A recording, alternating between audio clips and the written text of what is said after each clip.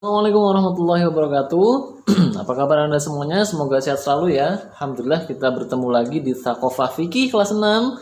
Dan kita hari ini akan belajar tentang sahabat yang lain. Bukan Mus'ab bin Umar lagi. Tapi sebelum kita belajar seperti biasa kita berdoa dulu ya. Oke, Wahid Isnain Salas.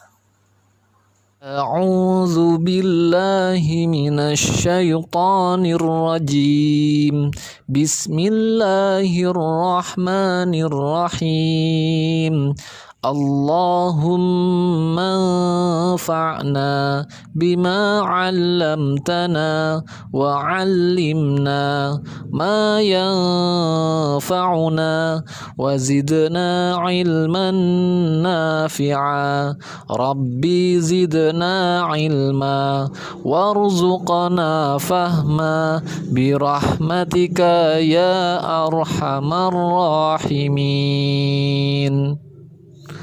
قال الله تعالى اليوم أكملت لكم دينكم وأتممت عليكم نعمتي ورضيت لكم الإسلام دينا.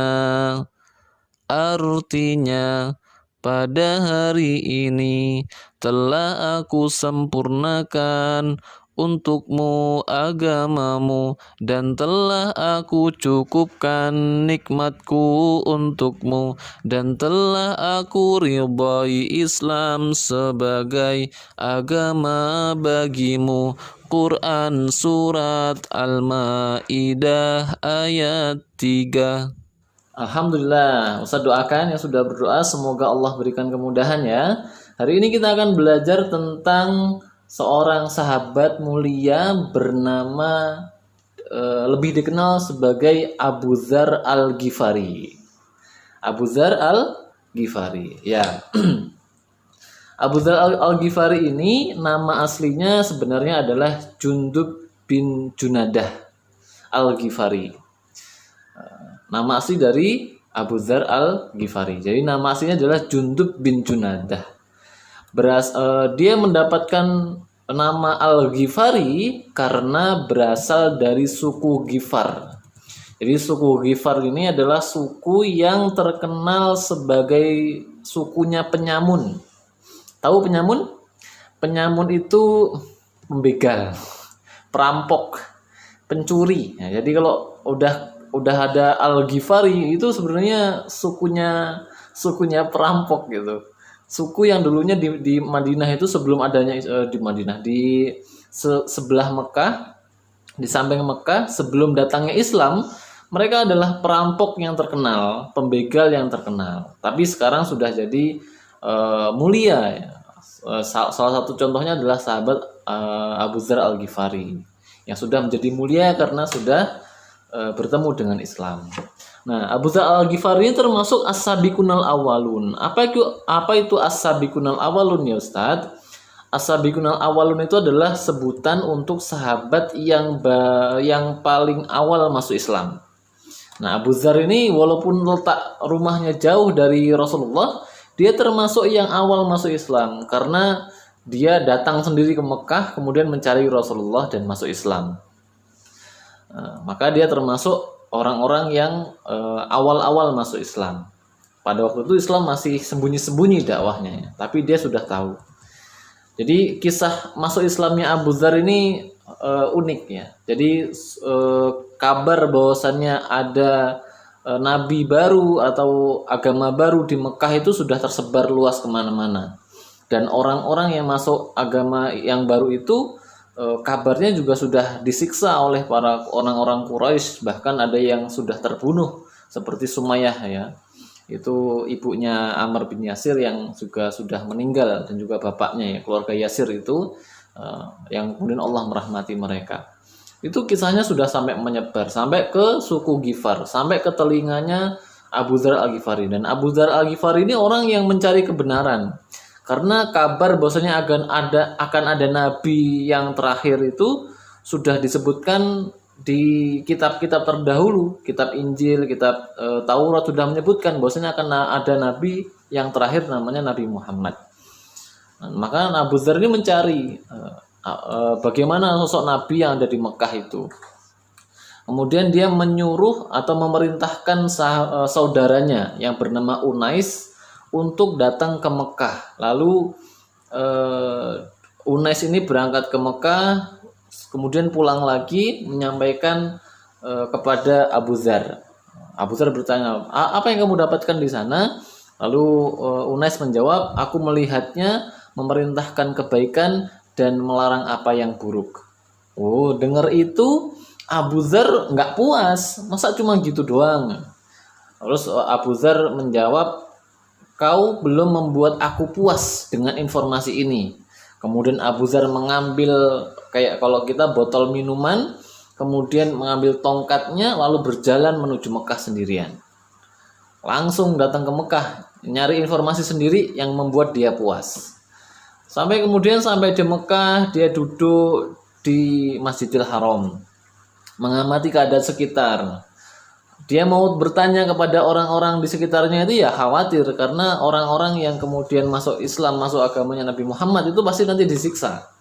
Maka dia duduk, diam saja melihat sambil minum air zam-zam.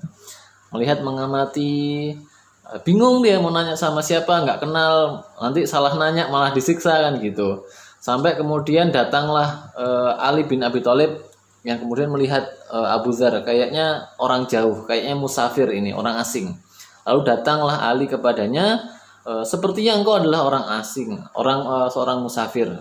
Kemudian Ali mengajaknya untuk datang ke rumahnya, ke rumah Ali bin Abi Thalib. Lalu Ali menjamu Abu Dzar, dikasih tempat tidur, dikasih makan, dikasih minum. Karena sudah kebiasaan orang-orang Arab dulu ya, dari dulu itu menjamu orang-orang yang datang ke Baitullah. Jadi apalagi Bani Hashim ya, terkenal dengan kebiasaan itu. Bahkan mereka saling berlomba untuk memuliakan tamu-tamunya Allah. Nah, termasuk Abu Dzar ini musafir yang jauh-jauh datang ke Mekah. 3 hari di rumahnya Ali bin Abi Thalib. Jadi adabnya seorang itu ketika datang seseorang ke rumah kita nggak harus nggak tiba-tiba langsung tanya mau ngapain, nggak gitu. Jamu dulu, dikasih makan dulu, dikasih duduk dulu, suruh minum dulu gitu. Sampai kemudian jangan tanya mau ngapain dong, dia datang itu untuk bertamu kok. Mau kalau nggak ada tujuan juga nggak apa-apa kan gitu. Tapi kalau sudah 3 hari maka baru boleh bertanya. Itu adabnya begitu.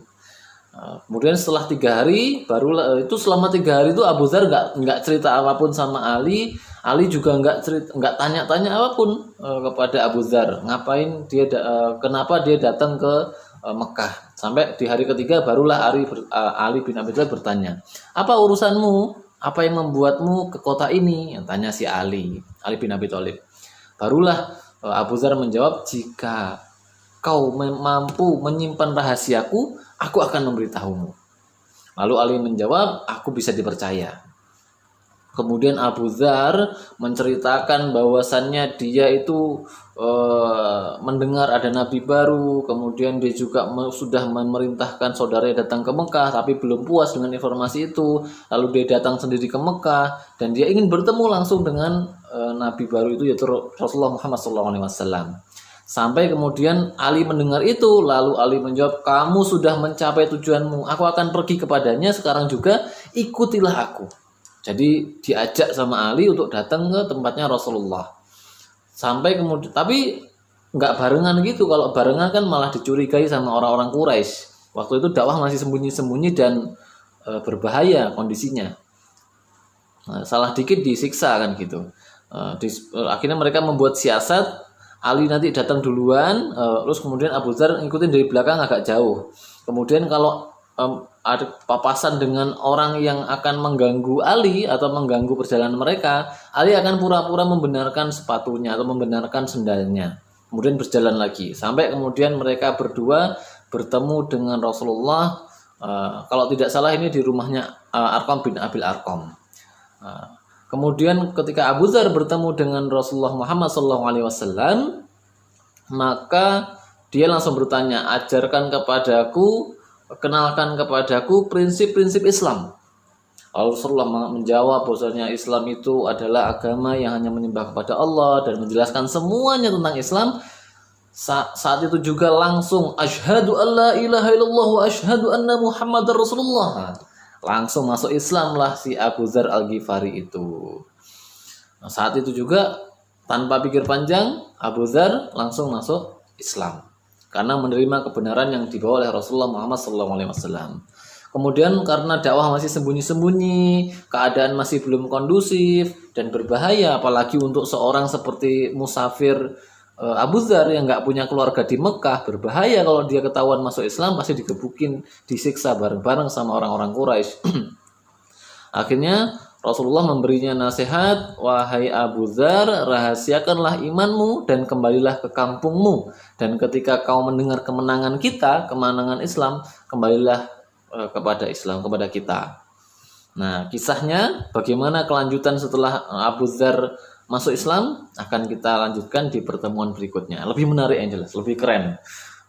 Nah, dari kisah masuknya Islam si sahabat Abu Dzar ini kita bisa belajar bahwasannya yang pertama adalah siapapun orangnya layak untuk menerima kebenaran. Walaupun dia seorang yang berasal dari suku pembegal atau penyamun ya. Yang terkenal lagi suku pembegal itu. Siapapun orangnya pasti dia berhak menerima kebenaran. Seperti Abu Dzar Al-Ghifari yang dia berhak menerima Islam juga. Maka dakwah itu untuk siapa saja. Islam itu didakwahkan kepada siapa saja. Kalau punya teman yang buruk, yang suka ngomong kotor, didakwahi saja. Jangan kemudian kita berhenti memberikan kebenaran kepada dia. Yang kedua, Abu Dzar mencontohkan bahwasannya mencari kebenaran itu harus sungguh-sungguh, walaupun harus sendirian menempuh jarak yang jauh dari Ghifar ke Mekah kan gitu. Enggak peduli mau jauh sejauh apapun, mau sendirian atau rame-rame, asalkan itu kebenaran harus kita cari dan harus kita usahakan untuk mengikuti kebenaran itu. Nah, yang ketiga, ketika sudah mendapatkan kebenaran, maka kita harus menerima dan langsung meninggalkan kesalahan atau kebatilan yang sudah ada, sudah kita lakukan. Maka harus segera kembali kepada kebenaran, walaupun di sekeliling kita masih banyak orang yang berbuat salah, berbuat kebatilan. Seperti Abu Dzar itu, dia tetap masuk Islam walaupun di sekelilingnya itu banyak orang Quraisy jahiliyah yang masih menyembah berhala dan justru mengancam mereka yang masuk Islam. Maka dari sini kita belajar istiqomah. Harus tetap istiqomah, harus tetap semangat memegang kebenaran walaupun itu sesuatu yang berat dan susah. Jangan sampai kita malah tercebur ke dalam keburukan juga. Na'udzubillahi min dzalik. Karena seberat apapun kebenaran itu pasti bisa kita pegang. Oke? Barakallah, tetap istiqomah memegang kebenaran, tetap istiqomah dalam ketaatan. Contoh para sahabat seperti Abu Dzar dan Mus'ab bin Umair yang sudah kita ceritakan, mereka adalah calon-calon penghuni surga yang sudah dipastikan oleh Allah dan para sahabat dan Nabiullah Muhammad. Maka semoga kita termasuk orang-orang yang bisa mengikuti langkah-langkah mereka masuk surganya Allah Subhanahu wa taala. Oke? Barakallahu fikum, sampai di sini ya pelajaran sirah kita pada hari ini. Kita cukupkan sampai di sini. Assalamualaikum warahmatullahi wabarakatuh. Subhanakallahumma bihamdika asyhadu an la ilaha illa anta astaghfiruka wa atubu ilaik.